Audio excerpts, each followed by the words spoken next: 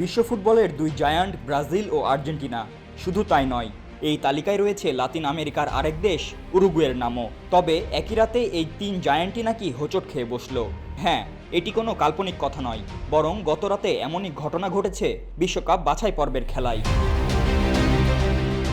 দক্ষিণ আমেরিকা অঞ্চলের 2026 বিশ্বকাপ বাছাই পর্বে একই দিনে পরাজয়ের স্বাদ পেয়েছে বিশ্ব চ্যাম্পিয়ন আর্জেন্টিনা ও 5 বারের বিশ্ব চ্যাম্পিয়ন ব্রাজিল। টানা 12 ম্যাচ অপরাজিত থাকা আর্জেন্টিনাকে থামিয়ে দিয়েছে কলম্বিয়া।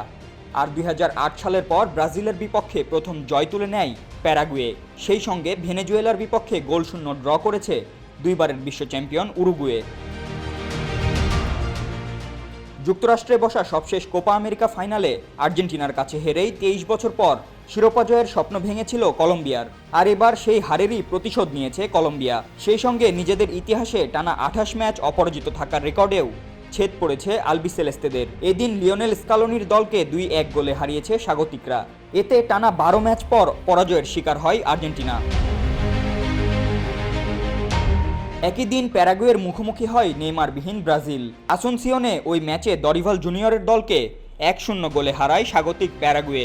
ম্যাচের মাত্র 20 মিনিটে ব্রাজিলের রক্ষণভাগকে মোটামুটি দর্শক বানিয়ে গোল করেন প্যারাগুয়ের মিডফিল্ডার দিয়েগো গোমেজ। 2003 থেকে 2022 সালের বিশ্বকাপ পর্যন্ত দক্ষিণ আমেরিকা অঞ্চলের বিশ্বকাপ বাছাইয়ে 71 ম্যাচ খেলে মাত্র 5টিতে হেরেছিল ব্রাজিল। কিন্তু এবার 2026 বিশ্বকাপ বাছাইয়ে 8 ম্যাচ খেলে 4টিতেই হেরেছে সেলেসাওরা।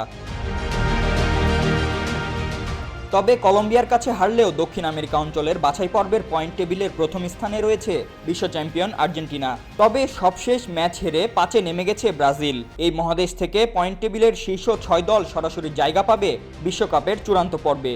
সপ্তম দলটিকে খেলতে হবে প্লে অফ, আর প্রতিটি দল খেলবে 18টি করে ম্যাচ।